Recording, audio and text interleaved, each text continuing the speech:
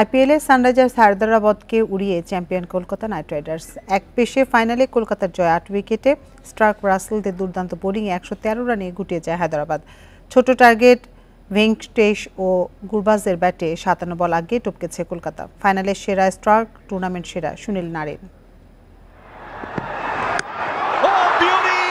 ২৪ কোটির মিচেল স্টার্কের ball of the tournament. ফাইনালে অভিষেক শর্মা বোল্ড পঞ্চম বলে। ট্রাভিস হেডের গোল্ডেন ডাক, বৈভবের ধাক্কা। সবশেষ ৪ ম্যাচে তৃতীয় শূন্য হেডের। প্রথম কোয়ালিফায়ারের মতো কলকাতা শুরুতেই ছেটে দেয় বিপজ্জনক দুই ওপেনারকে। স্টার্ক বড় ম্যাচের player. Rahul Tripathi Aussie speed স্টারের দ্বিতীয় শিকার। নীতিশ রেড্ডিকে আটকেছেন হর্ষিত। ৪৭ রানে নেই ৪ উইকেট।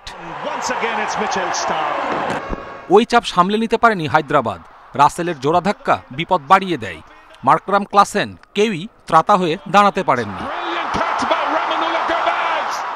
অধিনায়ক কামিন্সের ২৪ রানে ১০০ পার করে যেন মান বাঁচায় হায়দ্রাবাদ। ছোট টার্গেটে নারিনের ঝড় থামে অল্পতেই। কামিন্সের সৌজন্যে শুরুর সাফল্য। ভেঙ্কটেশ ও গুরবাজের জুটিতে ১০ ওভার ৩ বলে ম্যাচ জিতে নেয় কলকাতা। গুরবাজ করেন ৩৯ রান। ভেঙ্কটেশ অপরাজিত থাকেন ৫২ রানে। তৃতীয়বার আইপিএল চ্যাম্পিয়ন কেকেআর। ২০১৪ পর শিরোপা উৎসব।